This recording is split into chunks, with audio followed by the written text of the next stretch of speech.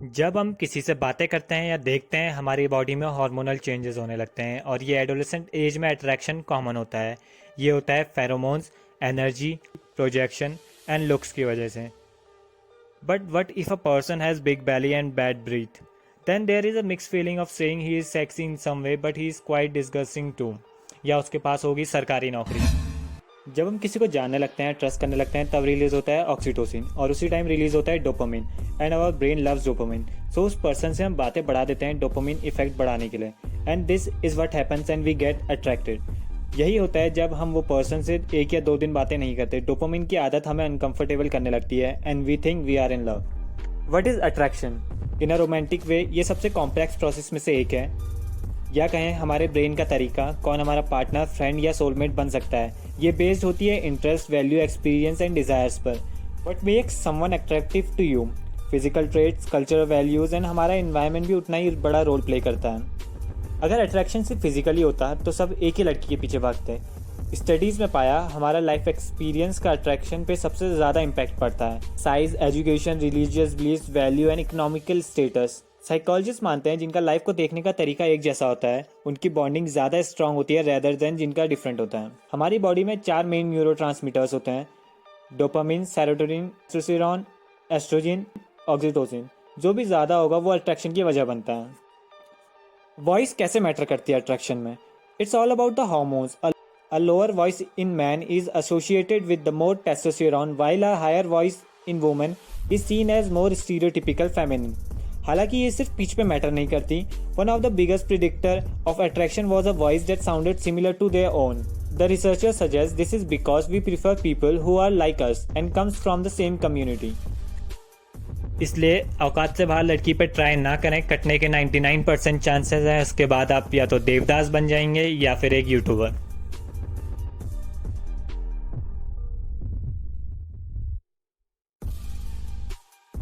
इसका आंसर काफ़ी सिंपल लगता है। जब हम खुद को पिक्चराइज करते हैं कुछ खाते हुए, सलाइवा रिलीज होने लगता है और उसको खाने की डिज़ायर भी। It's just simple like cigarette की स्मेल आते ही उसकी क्रेविंग बढ़ जाती है स्मोकर्स में। तो ऐसा ही क्यों नहीं होता जब हम खाना बनाते हैं? इसका एग्जाम्पल लेते हैं एक सैंडविच से। कार्नेज मेलिन यूनिवर्सिटी के रिसर्चर्स ये मानते हैं सैंडविचेस को बनाते देखना या बनाना हमारी इच्छा को कम कर देता है उसे खाने की। यही फिनोमिना वर्क करता है रिपीटिंग एक्सपीरियंसेस में। A fifth bite of chocolate is less desirable than the first. CMU में 5 एक्सपेरिमेंट किए गए ये दिखाने के लिए कि जितना हम किसी एक पर्टिकुलर फूड को खाने का सोचते हैं उतना हम खा नहीं पाते।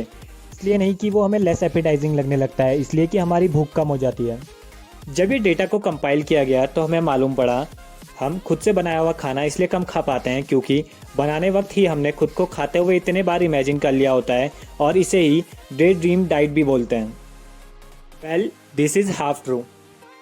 जब एक बिगनर खाना बनाता है वो प्रोसेस उसके लिए नई होती है। वहीं अगर कोई 5 या 10 साल से खुद ही खाना बनाता है वो प्रोसेस एंड उसका टेस्ट एक आदत बन जाती है। जब वो खुद से सेम रेसिपी ट्राई करता है सेम इंग्रेडिएंट के साथ, तो उसे खुद का बनाया हुआ खाना ज़्यादा पसंद आता है। हमारा ब्रेन बहुत लेजी होता है। वो एक रूटीन को हमारी आदत बना देता है ताकि उसे हर बार उतनी ही मेहनत ना करनी पड़े। पहले हम समझते हैं सिगरेट कैसे इफेक्ट करती है हमारी बॉडी को। Stressed heart. कार्बन मोनोऑक्साइड जब हम कंज्यूम करते हैं सिगरेट से तो कहीं ना कहीं ऑक्सीजन की कमी होने लगती है और हमारे हार्ट को ज़्यादा वर्क करना पड़ता है। Sticky blood. स्मोकिंग ब्लड को थिक एंड स्टिकी बना देती है जिससे हार्ट अटैक के चांसेस बढ़ जाते हैं। Fatty deposits. Smoking cholesterol and unhealthy fat को इंक्रीज कर देती है और ना जाने कितनी बीमारियां जैसे cancer, heart diseases, stroke, lung disease, diabetes. No friends basically means loneliness.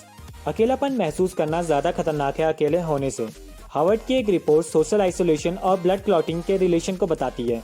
अकेलापन फाइट और फ्लाइट स्ट्रेस सिग्नल को एक्टिवेट करता है जो कि इंक्रीज करता है फाइब्रिजन प्रोटीन का लेवल, जो कि तब रिलीज होता है जब हमारी बॉडी में कोई इंजरी या ब्लड लॉस होता है। ज़्यादा फाइब्रोजन प्रोटीन बॉडी के लिए डेंजरस होता है। ये ब्लड प्रेशर बढ़ा देता है और बॉडी में अननेसेसरी फैट डिपॉजिट कर देता है। जब हार्वर्ड में ये रिसर्च की गई, रिजल्ट में निकला as the number of social connections fell, the number of blood clotting protein rose. Research में पाया जिनके पेरेंट्स ज़्यादा स्ट्रिक्ट होते हैं उनके बच्चे उतने ही गुस्से वाले और रिबेलियस होते हैं।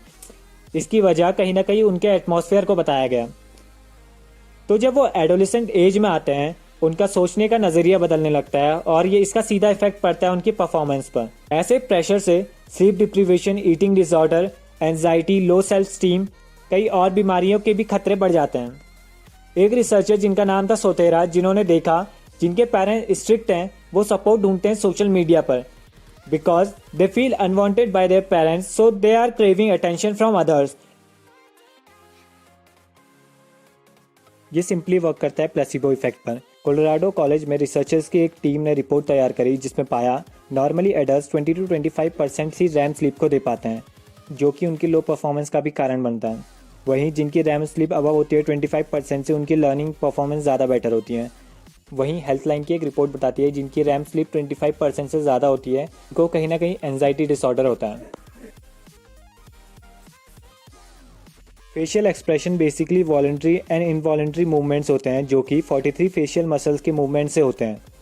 1800 में ये थ्योरी चार्ल्स डार्विन ने सजेस्ट की थी और 20वीं सेंचुरी में डॉक्टर पॉल एकमन ने इसको प्रूव किया, जिसमें उन्होंने बताया 6 तरीके के यूनिवर्सल एक्सप्रेशन होते हैं: happiness, sadness, fair, disgust, anger and surprise. ये एक मिथ है। न्यूबॉर्न बेबीज की आइज़ 2/3 स्मॉलर होती है उनकी आई से जब वो एडल्ट होते हैं। बेबीज़ की आइज़ अबाउट 6.5 मिलीमीटर की होती है और 20 से 21 एज तक 24 मिलीमीटर तक बढ़ जाती है।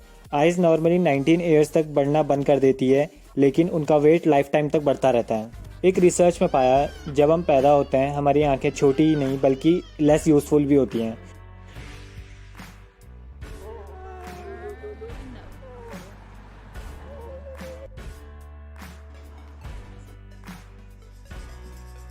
बेबीज 3 मंथ के बाद ऑब्जेक्ट्स को फॉलो करना सीखते हैं अपनी आंखों से। 5th मंथ में colour vision and depth perception आता है और ये इम्प्रूव होता रहता है 1-2 साल तक। आज के हाई स्कूल के बच्चे ज़्यादा डिप्रेस रहते हैं 1950s के साइकेट्रिक पेशेंट से। We are getting more and more anxious every decade.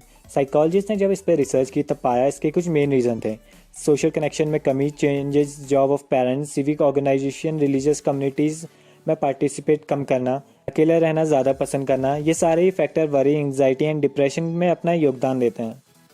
Corona virus pandemic ने डेली रूटीन्स एक्टिविटीज़ बहुत कम कर दी, जिससे ये और भयानक हो जाता है। एक स्टडी में पाया स्टूडेंट का स्ट्रेस लेवल कॉलेज में जाने के बाद बहुत बढ़ जाता है। 2018 में कॉलेजेस ने 4% ज़्यादा एप्लीकेशन रिसीव करी 2017 से, लेकिन सिर्फ 65% ही एक्सेप्ट की गई। अराउंड 500 जापानीज स्टूडेंट हर साल सुसाइड कर लेते हैं और नेशनल क्राइम ब्यूरो के मुताबिक इंडिया में 2019 में 381 सुसाइड केसेस आए थे एक दिन के। 17% लोगों को एंजाइटी डिसऑर्डर होता है जो कि लाइफ लॉन्ग रहता है। चांसेस बहुत हाई रहते हैं इसके, या तो आपको या आपके फैमिली में किसी को एंजाइटी रही हो। वहीं 28% को कभी ना कभी एंजाइटी डिसऑर्डर होता है।